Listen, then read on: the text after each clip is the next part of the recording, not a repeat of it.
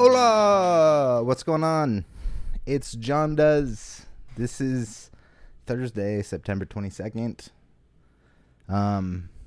This was the day after September 21st. Do you remember the 21st of September? I don't know. I don't know if I do. No, I do. I remember it. It was yesterday. How's it going? Before we get started with stuff, it's kind of a crazy show, I think. We'll see how it goes. Don't forget to check out wilddinosaur.com. It's the best place to support this channel. I have my art there that I've made. Here's my logo. You can get this logo on your t-shirt. This is from the store. Also, I have these tote bags. I use these every day. I take these to the store. I have like 3 of them in my car. This is one of them. They're polyester, really durable polyester, and they come with these really cool handles that you can change colors on. There's like red, yellow, and black, I believe, for the colors for the tote bags. So check out wilddinosaur.com. Also, I sometimes forget to do this, and I don't have them in front of me, but I have sticker packs. They're not available through the store, but if you direct message me, I have a sticker pack. There's 5 vinyl stickers in a pack for $10. Hit me up. I will ship them to you.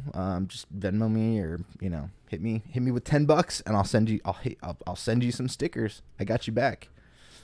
I'll get you back. Get you with some stickers. Also, special guest in the background over here. This is a cat. He did this to me today. I don't know if you can see that very well. Yeah, whatever. He cut my hand. But what's new? This is Finley, by the way. He's the Gray Panther. All right. Well, let me get my rundown open. What do we have going on today? Well, it's Thursday, so we'll talk a little bit about She-Hulk. I'm not going to get too deep into it. I've had some issues with this show. It's not for me. I don't think there's terribly bad writing. Some of the humor, not just in this show, throughout Marvel, has not been working very well, and I showed some examples yesterday in Andor of some of the comedy that works for me. Totally different things. I'm not saying Marvel should be taking the kind of humor from Andor, but there's things that work and things that don't, and Andor was doing something that worked for me in a show that's not it's not a comedy at all, but there's humor in it. There's funny moments. So yeah, I'm not gonna press too deep into like, well, She-Hulk sucks, and she twerked, and this isn't like the comics. Well, first of all, yeah, it kind of is, because she's a fourth wall breaking, comedic kind of character. So they are doing the character justice. Like, I've seen some panels where she like jump ropes naked. I might have mentioned this before. Probably some of you guys have seen this on the internet, floating around too. Like, just some of the wild stuff that happens in comics. And yeah, not that they're gonna have She-Hulk jump roping naked or anything, but like, make it a little bit relevant. The twerking scene didn't work for me, but it's also not out of place either. So anyways, we'll go over, what episode was this? 6? Was this 5 or 6? I don't remember. Oh, I'm bad at this. I didn't have all my notes prepared. Although I'm super pumped for tomorrow. Well, okay, just a reminder, I'm not on tomorrow. I'm sorry, I just tried to pull up She-Hulk, and this is on IMDb, and what I have is She-Hulk, but it's called She-Hulk from 2008. This poster is hilarious. Sorry, maybe I should watch this and review it. Oh man, 2008 She-Hulk. I'm super interested now. I gotta try to pull this up, guys. I'm sorry. Sidetrack. This is gonna be a quick sidetrack, but I think it'll be worth it. Oh man, this is amazing. Come on, auto generate. That's it. That's the one. I'm gonna show you guys this picture here. Just a second. Let me drop this in. Oh, do I have to? Come on. Screen grab. Sorry, I got to do a quick screen grab. I could do like a screen share, but I don't really want to do that. This is sorry, this is gonna probably be a random size when I pull this in. I've never seen this before.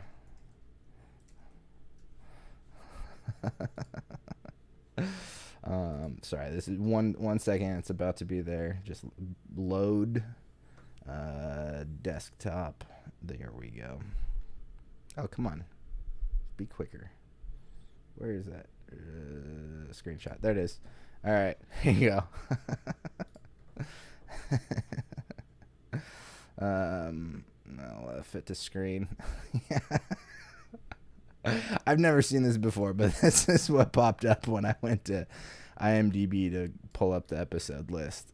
Maybe this should be my She-Hulk graphic from now on. I'm gonna watch this one of these days. I'll try to figure out where it's at, but this is not what I was planning on talking about, but I'm glad I found this. What episode are we on? Sorry. Back to business here. We are on episode, it was episode 6. So there's only 3 episodes left of this season. Here you go. I'll give you the real graphic there. This one I liked a little bit better than previous episodes. It's way better than the stupid magic episode. I hated that episode so much. It just like, oh my gosh, did not work for me at all. Did not work. This one, it's a little strange. She goes to a wedding. There's 2 storylines going on. She-Hulk is at a wedding. For a friend from high school, and Titania, the villain or whatever, happens to be there. We all can surmise maybe she like schemed her way into this wedding, but the other storyline that's happening at the same time is her friend. Oh my gosh, I'm forgetting her name. What is her name? Nikki. Yeah, Nikki. She is she's one of the better characters, I think. She hasn't had a ton to do, but this episode does give her her own kind of little storyline with the with their boss, the lawyer boss. Is it Mallory? Yeah, it's Mallory.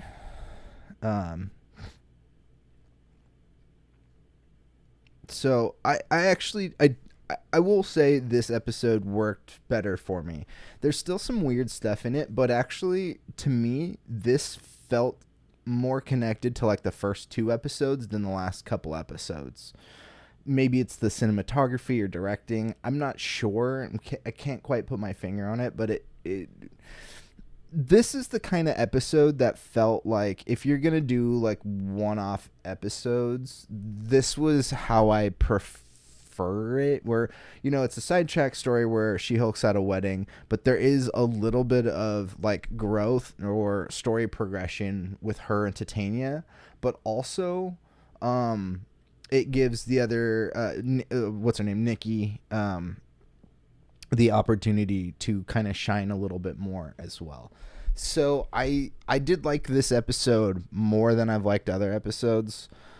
And they did give a little bit of a tease there at the end of potential bigger villains at play here. I don't know who they are.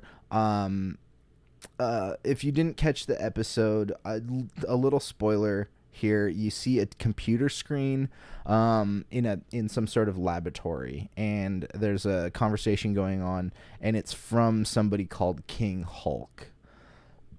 I don't know who that is. A quick thought I had was, we don't see Red Hulk in the Thunderbolts.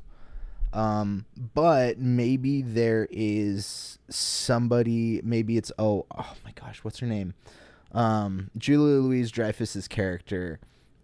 Is it, so many weird names.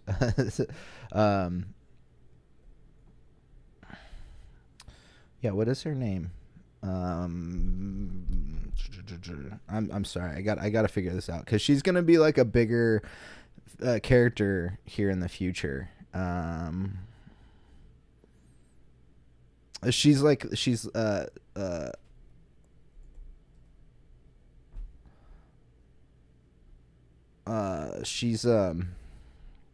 a new stand-in for like a Nick Fury. Sorry, there we go. Where is your wiki? Not Twitter. Oh my gosh, not wiki. Sorry. Oh my God, what the hell? Jesus Christ. Where's the damn IMDb? It's usually the first or second. There it is. Oh my God, that was annoying. Valentina Allegra de Fontaine. I'm sorry. I keep wanting to call her Contessa. Is that her Contessa in there? I don't know.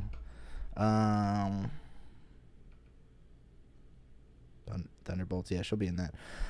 So yeah, they're, William Hurt, who played Thunderbolt Ross in the Marvel Cinematic Universe, he passed away about a year or two ago. Forgive me, I don't remember exactly when he died.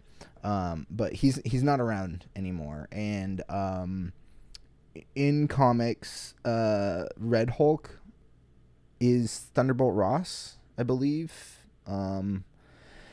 And I think it was like he gets Hulk's blood or something like that. I don't know. I don't remember all of that, but I think they're doing a switch on that. I think they're doing maybe a new person. I don't know if it's gonna be Valentina Dreyfus's character. I'm not sure if she's gonna end up taking on that role or anything, because I mean, if you remember, she's in the image for the Thunderbolts. I think a lot of us were led to believe, she's the Nick Fury, she's the leader of the group, so they would put her there. But maybe they make her like a female Red Hulk or something like that, which I don't know. That doesn't bother me at all. Bring in some new characters, switch stuff up a little bit, and you'd get the Hulk too. You'd get a Hulk. So I'm not sure if that's where they're going. That's just something I thought about initially. So what happens in this? Oh yeah, so She-Hulk goes to this wedding, and she meets a guy there, which I was wondering if that was one of the dudes from the Wrecking Crew. He seems oddly interested in Jen, which hopefully he's a good character and, she finds love or whatever. But at the same time, there's a very real possibility that he's part of this scheme to get Jennifer's DNA. So I'm gonna move on from She-Hulk. I will say I liked this episode better than I've liked other ones. Oh, you know what? For your viewing pleasure, I'll do a sweaty pit rating on this episode. We'll give it a 3 and like a quarter. 3 1/4. That's better. I think, than other episodes. I don't know. I don't remember if I've rated all of them, but yeah, 3.25 I think is probably good. So yeah, that's my Smelly Pit rating for this episode. It's better than some of the other ones, and to me, even though it was like, and she even says it, she has a moment in the episode, she turns and looks at the camera and says, "Oh, you might think that this isn't an opportune to have a wedding in a series." And she's like, "Well, it is, and it's gonna be a full wedding episode." She has this like dialogue with us, so they understand it too. But I think the way that they executed it worked for me. It achieved the things that I think the show is trying to achieve, of like it being its own thing, it being a certain kind of show, a little bit more lighthearted, and maybe, for a new demographic that maybe they haven't like reached towards previously so much. And they also progress storylines a little bit too. There's a little bit of Jennifer's growth. She has another public interaction with Titania, who actually I think she's a pretty interesting villain. There's some things that are kind of annoying. I think it's the whole influencer thing, but whatever. I mean, here I am on the internet, but I'm tired of influencers. I worked in marketing for a little bit, and all they wanted was like, we want to be like lifestyle influencers. And I'm like, we are a weed dispensary. We don't need to be influencing anybody. They will come to us. I mean, what are we doing here? So I have a little personal bias towards influencing stuff. And I'm not trying to, if you are an influencer, hey, that's great.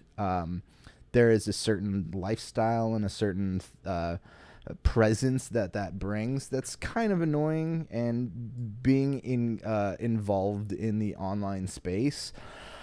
I mean, I've been paying attention to the Twitch stuff, all of this crazy Twitch stuff going on, and it's a weird consumption of life, and energy. And just gets a little bit old, and I see the parody of it in She-Hulk, but I'm also just kind of like, influencers, the way they are, should be stopped. I don't think I'm an influencer. I'm not here to influence you into changing your life. I'm here to tell you my opinion on art and media that I consume, because I also produce art and media. I'm not trying to tell you to live your life a certain way. I'm not trying to get you to decorate your house in a certain way or anything like that. It's just a whole other thing. And here I am going on a whole diatribe about influencers, and we don't really need to be doing that, because we've got something else to talk about. There was a trailer.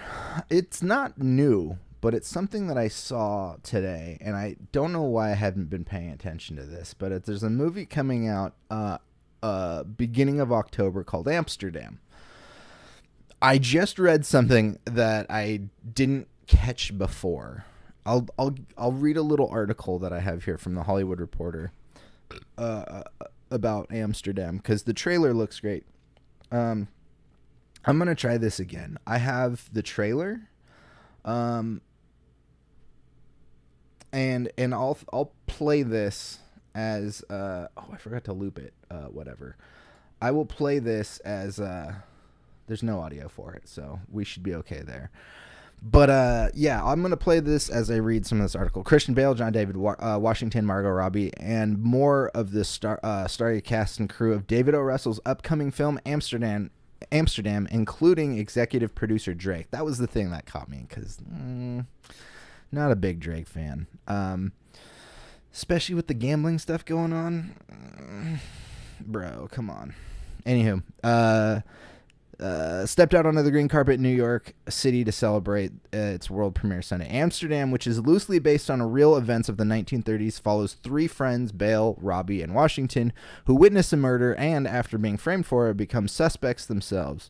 Over the course of the film, with the help of Robert De Niro's General Gil Dillenbeck, they uncover one of the most outrageous plots in American history. Washington and Robbie sang praises of each other, and Bale on the carpet, explaining what made their on-screen chemistry seamless: their professionalism, their humanity, and their their hankering for telling the truth and getting the source of what all these actions are, what motivates the actions as an actor. Made it easy to just get in line, blend in, and have the chemistry. Washington told The Hollywood Reporter of working with Robbie and Bale to create Amsterdam's central trio. He continued, "Our bedrock of humanity was the foundation, and I think that's what made it seamless as far as chemistry was concerned." Robbie echoed Washington's statement, sharing that it wasn't difficult to find chemistry with Washington and Bale because they're really good guys. Whenever you have a really fulfilling and interesting and exciting creative experience, you do come out bonded away anyway, like anyone would, she told THR. So the chemistry wasn't something we really needed to work at. It was pretty easy. The actress also explained that she grew partially close with Washington because it was the first time doing a Russell film for both of them. We immediately kind of clung to each other. It's like, okay, are you scared? Because I'm scared. What do we do? She said. Then you dive in head first, and you have the time of your life. And Christian's going like, don't worry, it's always like this. You never know what's going to happen when you go into work that day. And you really don't, and it's thrilling. Mike Myers, who's also in this film. I'm going to play the trailer one more time. I'll try to get this. Mike Myers, who's also in this film, whose main scene partner in the film is Michael Shannon, said he was excited to work alongside the actor. Though I was very intimidated by his talents, and it was such a great learning experience, Myers told THR. His connections or concentration is unbelievable. He's just a great actor, and I feel like I went to school for several weeks there. For most of the cast, getting to work with Hollywood legend like De Niro was amongst the top draws of the film, with Robbie calling it a career highlight and life highlight. Who stood out was obviously Mr. De Niro, the GOAT, one of the greatest of all time to do it, Washington said, adding that working alongside Chris Rock, who also stars in the film, was just as exciting. One of the greatest comedians of all time. He's in the same room as Richard Pryor and company. I think he's an intelligent actor. He's got range. He's funny as hell, even when he's not on. De Niro said he enjoyed the chance to co-star in a film with Bale, with whom he's worked with in the past, as well as the other actors in the film. The actor that also opened up about working with Russell on several occasions, like Silver Linings Playbook, American Hustle, and Joy, and why he keeps coming back. He's a very special director, De Niro said. He cares deeply about what he does, and so that kind of feeling determines passion, for want of a better word, is half of it, or more, 60 to 70%. So most everything, because you know they're going to do something special. So this movie looks pretty great, actually. I didn't see this trailer until today, actually, and there's been a couple, I think, that have come out. This looks great. I don't really know much about it, other than what I've seen from the trailer. Weird. Sorry, I saw a thing from the Hollywood Reporter. 7 mistakes you'll make hiring a financial advisor. And the picture, the thumbnail, is a dude that looks just like James Cameron with a beard. It might actually be James Cameron. So yeah, this comes out, I think, October 7th. Yeah. Amsterdam, which also co-stars Rami Malek, Anna Taylor-Joy, Timothy Olyphant, Zoe Saldana, Andrea Riseborough, and Taylor Swift, hits theater October 7th. There's a pretty stacked cast in this, I will say. I'm probably gonna go check this out when it comes out. I'll see if my mom is interested in going and checking it out. My mom or my sister. Let's see. Let's let's go to a quick break. I don't want to do a super long break today, because I want to come back. And there was something I watched today. It was an interview I watched today that I really resonated with. But at the end of that, I have something special. If you've checked in the title of this or in the description, I have something called live music, and it's part. I figured out a little bit of being able to do some stuff, so we'll try to do some music, if not talk about a new piece of gear I got, thanks to Pat, actually. So I'll see you guys in about 40 seconds. Richard's Pet Wedding Facilities, and I give these stickers away at every pet wedding. The kids love them too. This bag from, what's his name? Wild Dinosaur? Weren't they all wild? What an oxymoron. Anyways, I like to put my special things in this bag. Plus, I'm pretty sure this is my spirit animal. Life gave me lemons, so I sold them for this sweet baseball tee.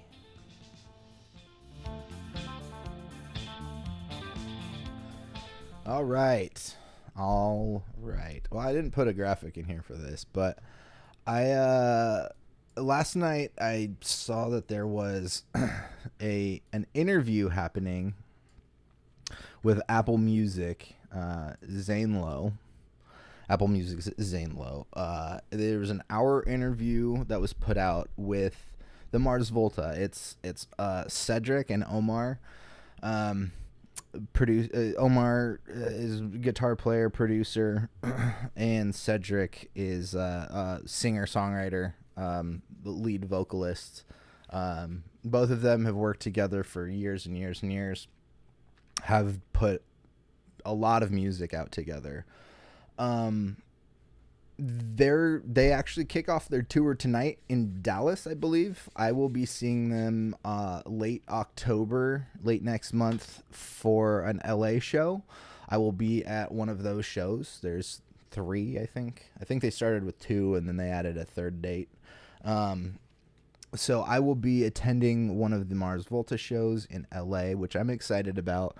I really like this album a lot. For me, they're a band that I feel like I've grown with, and I've said it before I've had a couple episodes where I talk about the Mars Volta, and they're one of those bands that I feel like they go on their musical journey, and I'm not like consciously paying attention to what they're doing. I'm living my life and interested in the things that I am, and they kind of always seem to meet. I don't like every Mars Volta song, or I don't love every Mars Volta song. I will listen to all of them. They've been one of my favorite bands for a really long time, really influential. And they broke up in 2012. I didn't know why. I kind of never really got full info on that, and I don't need to so much, but this interview does touch on some of the emotional weight that these two had gone through in dealing with success. So they came from At the DriveIn, which their At the DriveIn was starting to really blow up, and then they left and formed De Facto, and then Mars Volta. De Facto is a great band, by the way. They're more of like a dubby reggae kind of band with Cedric played drums in a lot of it. I think all of it. I might have some of those facts wrong, but he played drums and did vocals. Omar did bass. Ike Owens, who is no longer with us, he passed away a handful of years ago. I don't remember which year it was. He was on tour with Jack White. I think they were in Mexico. Died from a heart attack, which I miss Ike. He was part of a lot of my favorite music projects. And then Money Mark on like Melodica, and I think some other stuff. So if you haven't heard De Facto, go check them out. They did some really cool stuff that led into the Mars Volta. So I really liked this interview because both of these two members had gone through a lot of stuff. One of their parents had died at a certain point, and then another one was involved with some actually crazy Scientology stuff, which I was going to read an article about that one day. You know what? I'm going to do that. I'm actually going to pull that up.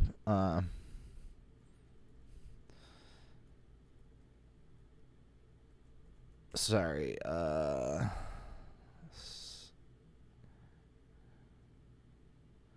Whoops.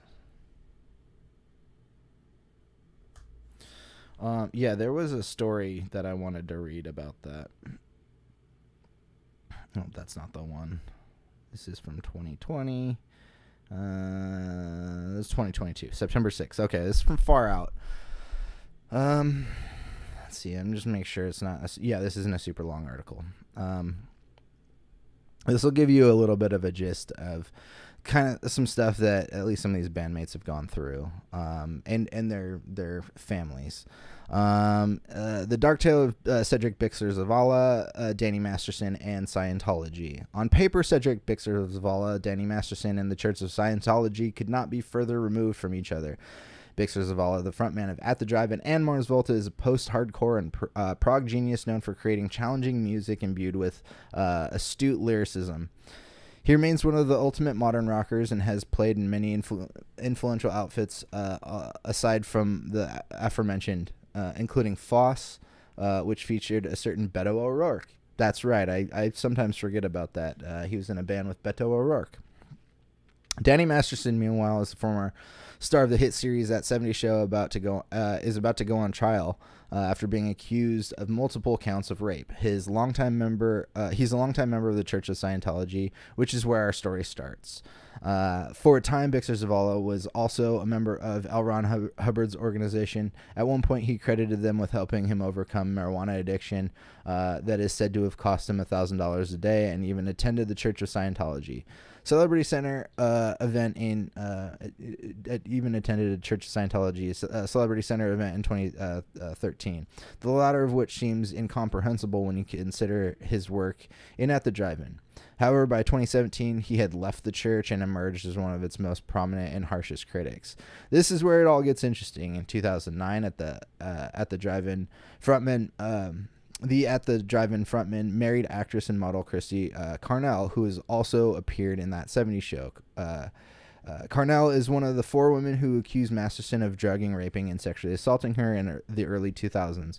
After making the allegations, both her and her husband's lives are said to have grown remarkably strange, and according to them, they were brought into direct conflict with the Church of Scientology. When Chrissy Bixler made the accusation, Cedric came forward with his own account of what had supposedly taken place. In a February 2018 tweet, he said, "Please, Mexico, don't fall for this shit. Trust me, L as in E-L, L. Ron Hubbard is a fucking chupacabra at best. You really think the cartels won't pinch the fuck out of those con artists? He tried the self-help volcano, and it is barren as a floating needle, a placebo of sugary Kool-Aid." In another tweet that same day, the post-hardcore hero also went as far to label the church a modern-day version of Handmaid's Tale. On the social platform, he also accused the church of covering up the alleged rape of Chrissy, who he wrote about her experiences in At the Drive-In track, Incurably Innocent. Following this, in 2019, Chrissy Bixler filed a lawsuit against Masterson. The lawsuit alleges that Chrissy dated Masterson for several years and only joined Scientology per his orders. It claimed that Masterson regularly forced her to have sex with him and became violent when she refused, and on one occasion allegedly dragged her naked across the bedroom floor.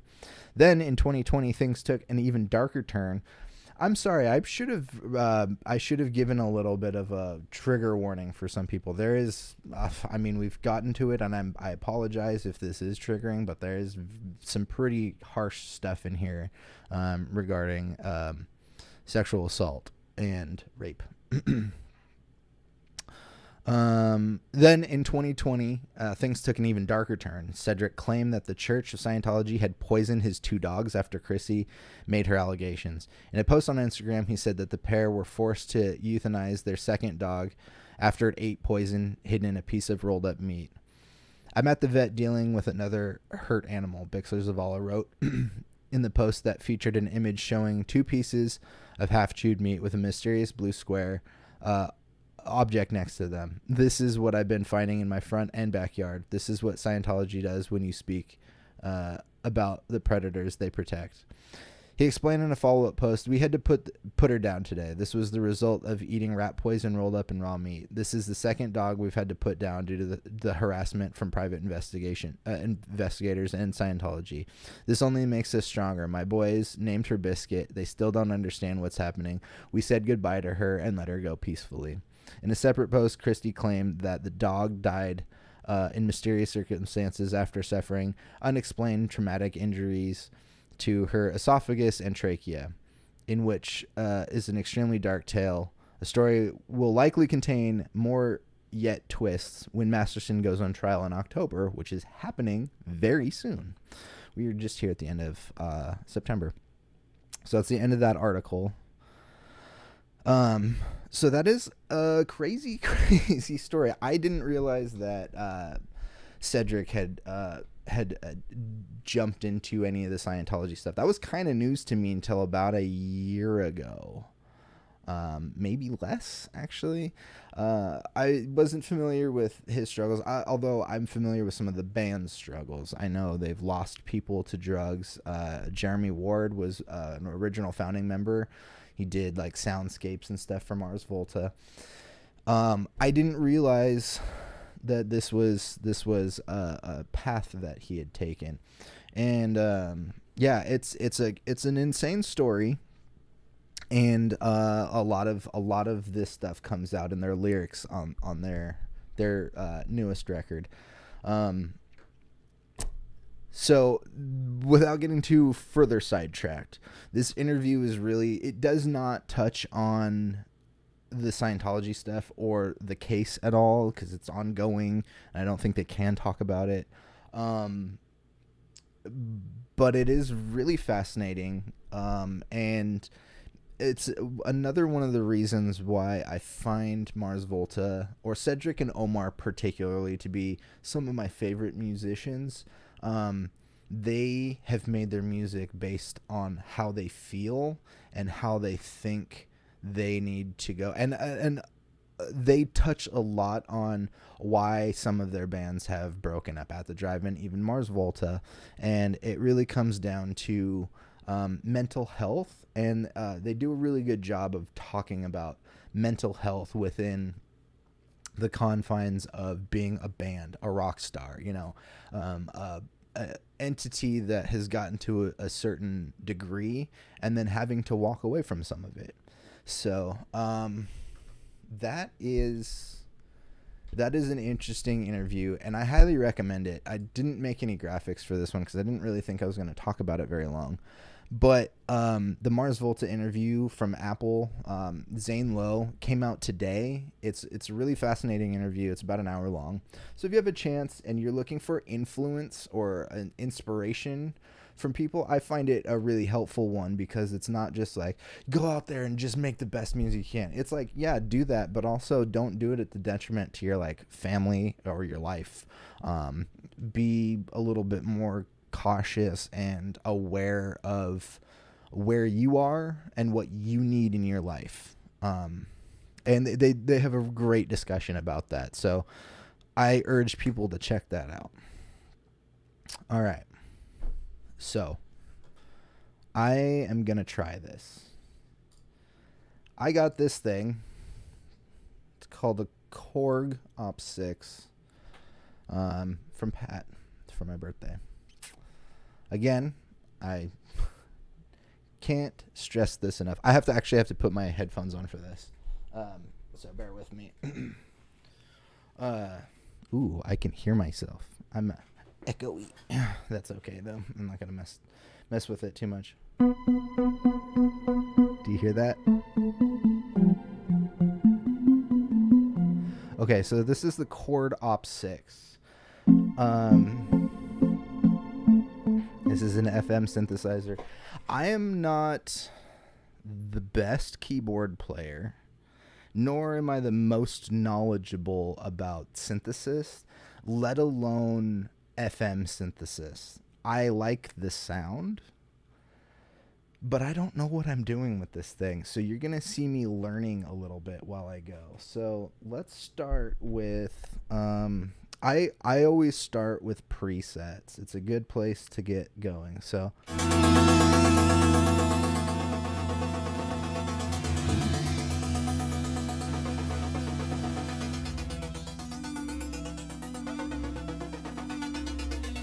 this is just the first preset.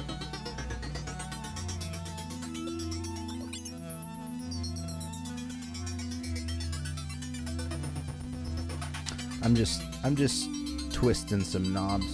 So here on this turn this down a tiny bit.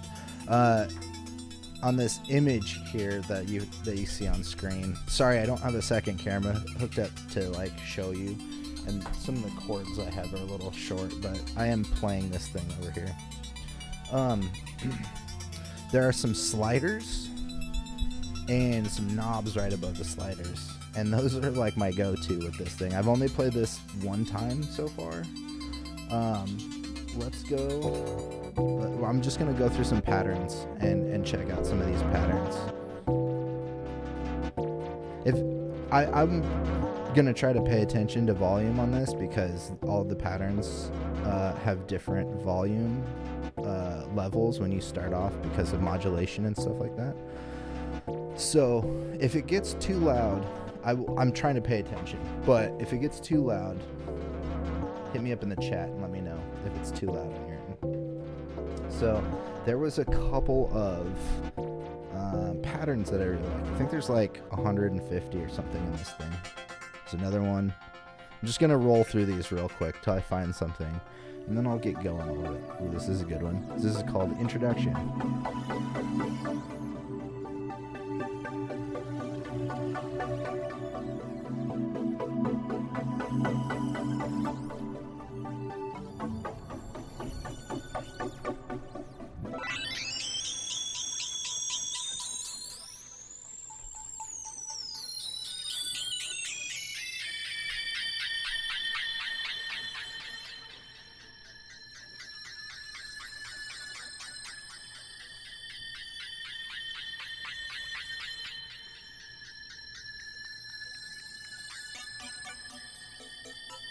So yeah, I'm just messing with the the knobs above the faders over here. I have a sequence playing, and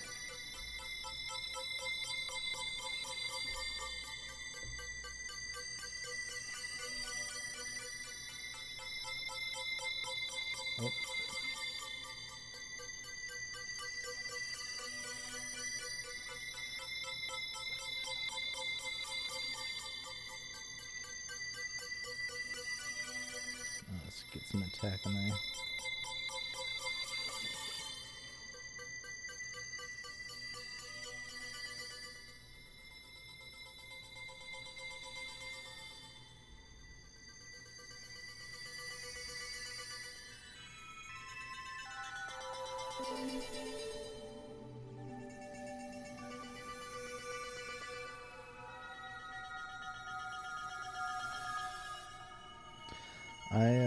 I don't do a lot of synth stuff myself. More of a guitar player, as you can tell back here.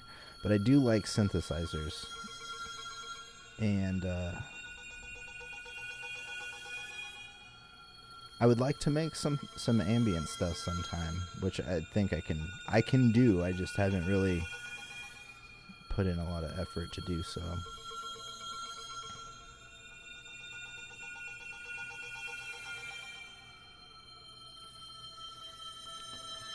I see there's a couple people out there. Is this too loud, or you guys digging any of this? Does it sound cool? I'm just kind of playing with this thing here. would like to have set up my drum machine, but for some reason I can only get the first 2 channels on my interface to read in OBS. So I need the microphone, and I wanted to use the Opsix in channel 2.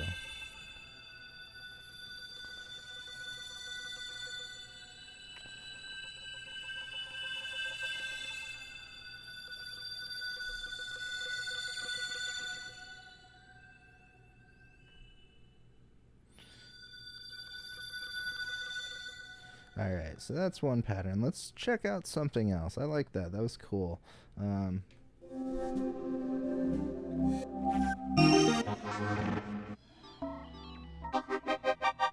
There's a couple that I ran into. Whoops, sorry. Some of these are kind of loud. This one's cool.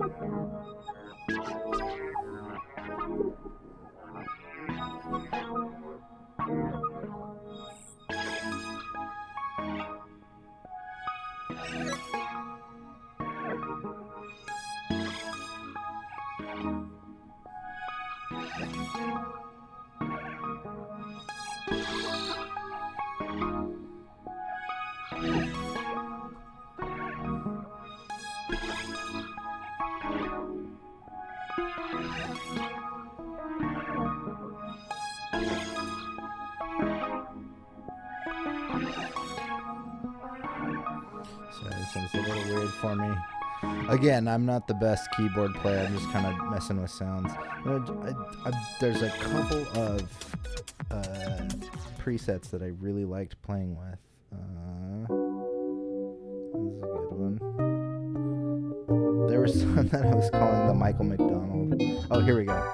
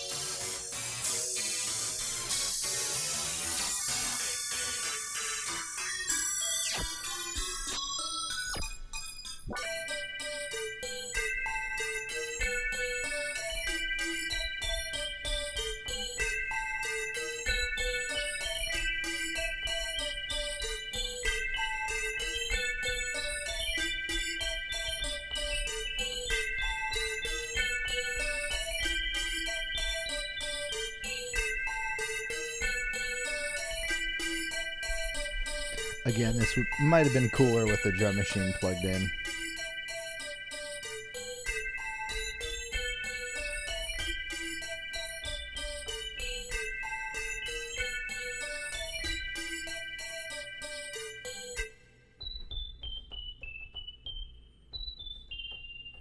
So yeah, that's this is the Korg Opsix. Again, it's a FM synth. I don't know a ton of FM synthesis. Ooh, this is cool.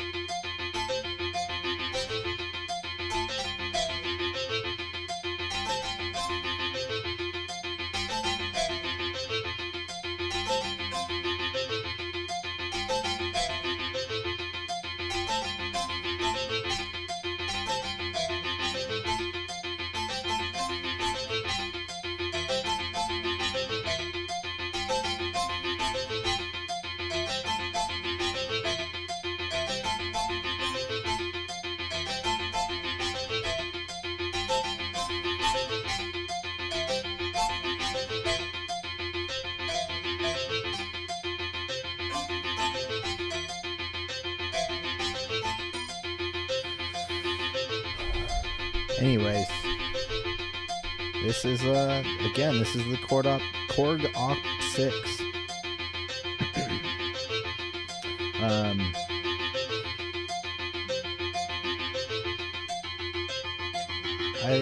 I hope you guys enjoyed today's episode. I know it's a little different. I've been talking about doing live music for a while.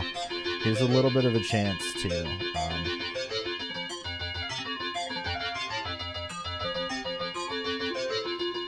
I'm gonna leave on this note. I'm gonna jam. I'm gonna take the show out on this little jam here. But I really hope you guys enjoyed this episode. I hope none of this was too loud or too obnoxious. Synthesis can be obnoxious for some people. But I'm not on tomorrow. Jason, thanks for showing up, man. I appreciate it. I hope music wasn't terrible. I'm a little sloppy with the keyboards, but sometimes just twisting knobs is all you need to do. So yeah, I'm not on tomorrow due to constraints, the living situation. So I'll be back on Monday at 5 p.m. And yeah, I hope you guys come back on Monday. I'll see you then.